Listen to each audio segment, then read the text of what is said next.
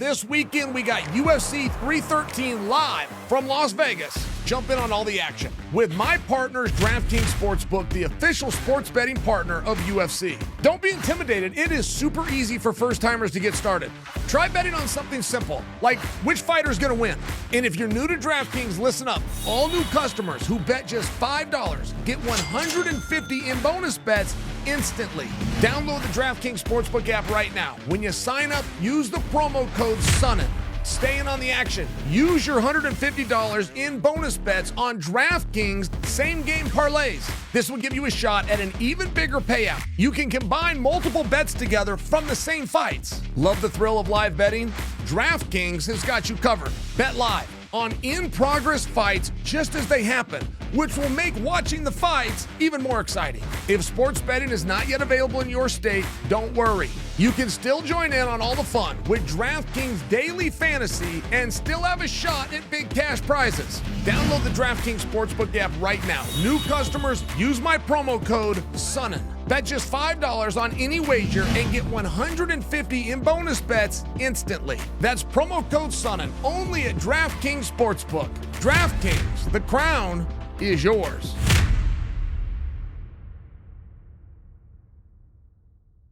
Well, Alex Pereira is dancing, and I got to steal this shot without him knowing. Do you see that? Do you see him getting down? It's very relevant. I'm on my way out. I've been here for 2 hours. He was here when I got here. He is still here now. He's dancing. That is very, very symbolic to an attitude. And I just want to tell you, I really haven't seen anything like it. I've been in this sport as a fan since '93, a competitor from '97 to 2019. Come to things like this all the time. I do not recall seeing somebody that's got the physical stress of a weight cut hanging over their head and has the mental stress of the fight. A world title, multi-million-dollar reputation and legacy impacting fight. I don't know a time that I've seen somebody in that situation who was an underdog for the first time in their career, who was being questioned by the media, and I just caught him dancing with his coach while smiling. I mean, I'm trying to put myself back in these shoes, and I will do that a lot, right? While I was undefeated, aside from nuances and intricacies within the unified rules, ridiculous things, by any reasonable person's standards, while I was undefeated, I did not reach all of my goals. So I'll see somebody like Pierre who did what I wanted to do. I think, what's different about you? I did everything right. Now, I didn't innovate. I didn't do anything on my own. Everything I did, I saw someone else do. Hey, Tate, I saw somebody do. I copied somebody. A coach told me to do. What's up, Tate? How are you, stud? You look good, my man. Good to see you, buddy. And nobody ever told me to dance the week of a fight. Nobody ever told me to laugh or smile or to be happy. Nobody ever told me there's more to life and everything's not on the line in this one contest. I mean, it's very representative what you just saw. It was when I caught him dancing. He's been here for 2 hours. 2 hours. He's been here working. He hasn't put his sweatshirt on yet. He hasn't put his sweatpants on yet. Those are things that you do when you're cutting weight. When you start cutting weight, when you're 2 days before a fight, you simply don't have the energy to smile and dance. That's just the truth. Not to mention you wouldn't want to. Not to mention you wouldn't want somebody to see you. I mean, you would be putting every bit of energy into he's 22 pounds overweight. You'd be putting all of your energy into getting those pounds down and refocusing for the fight. He's an interesting guy. And he's doing a sport better than anyone else has done a sport. which makes you think maybe his way is the way. Maybe if you want to be world champion, okay, maybe you need to get a little rhythm. Maybe you got to get a little pep in your step. Listen, we're one fight away from proving we're the best in the world. But that's a hard draw. Do you agree? We've All right, turn this around on this. Eric Alvarez talking about Pitbull versus Rodriguez. Pitbull, Bellator 13-time world champion. Bellator go versus Jair Rodriguez, the former interim champ. Listen, that guy's a pioneer from Mexico, one of the first UFC champs ever. He put Mexico on the map, and now he's going against the Bellator GOAT. You can't ask for a better matchup for UFC 314 in Miami. We are one fight away from proving that Patricio Pitbull has been the best in the world for the last 10 years. You believe if Pitbull beats Rodriguez, he gets a title shot? That if he can grab the mic and say something like, Jair Rodriguez, you absolutely suck.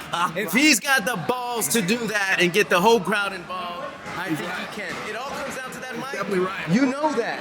It's definitely right. You know that. All right, guys, you saw that fair and square. I got permission. to film this, so I'm going to set up shop. Now, how's this camera angle? You see, if Ryan Parsons was here, you would have all of this. You would have it edited and it would be beautiful, but you're stuck with Chael and a camcorder. Filming in a room that's got 4 different signs that I walk by that say there's no filming in this room. I got permission. Now Pitbull is going to debut. Did you guys know what Captain E was talking about? I don't want to take this for granted, but I also don't want to condescend for you. But let me just set the stage. Pitbull, both of them, are in the UFC now. The one you're staring at drew Jair Rodriguez right out of the gate. Now, Jair Rodriguez is a whole nother level of badass. Like in real life, in a real life situation, you're out on the streets, don't mess with Jair Rodriguez. Best way I can tell you. Gilbert Melendez, good friend of mine, colleague of mine, was ranked number 1 in the world. He had just fought for a world title, so he maintained that ranking. It was kind of a hard path to return to a championship match, but I'm just sharing with you, he was the guy. He was recognized as the guy. And he told me one time about Jair Rodriguez. He told me, he goes, Chael, that's a whole other deal. He said, that's the guy that we don't want to draw. Because he's so awkward. Because his likelihood of running up a fence and kicking you in the mouth on his way down is probably higher than the likelihood Anthony Pettis would do it to you, and he won an ESPY for it. So what do you do if you draw Jair? I mean, there is 2 people in history that I can think of whose debut in the UFC went well, and I don't just mean that they won. I'm talking about the actual performance. The single greatest debut performance in UFC history was done by Justin Gaethje. But it's a rare thing. Hector Lombard came over 22 straight. Vanderlei Silva came over 22 straight. I mean, not for nothing. It's a different atmosphere. It's a different animal. It gets looked at differently. I must tell you, I don't think that will affect a veteran like Pitbull. Pitbull is one of the most legitimate competitors in the history of the sport. And I do think it's interesting what Eric said, that if Pitbull has the right moment and his time to market, meaning on the microphone, if he has the right performance within the fight itself, that he could, if you get through Jair Rodriguez, draw right into a world title fight. That is possible, particularly historically speaking. I mean, let me just use Michael Chandler as an example. You come over as a champion from a different organization, you were shown a massive respect. Justin Gaethje comes over, Michael Johnson, 1 fight, he goes on to coach the Ultimate Fighter. And that led to all sorts of world titles, interim belts and undisputed belts and BMF belts. I mean, not for nothing. It's a big deal and it's a big leg up, but there is a massive amount of pressure. There just is. Athletes got to be able to deal with pressure. I'm not trying to be one of those guys that's a baby about it, but I'm sharing with you. You come over, you dream about wanting to be in the UFC, and you find out that out of the gate, you get your dream, but out of the gate, you would get Jair Rodriguez. Oh, by the way, if it goes well, you'll be one of the few guys looked at when they have a conversation for the title. There's a lot on that, and it does make it that much more interesting.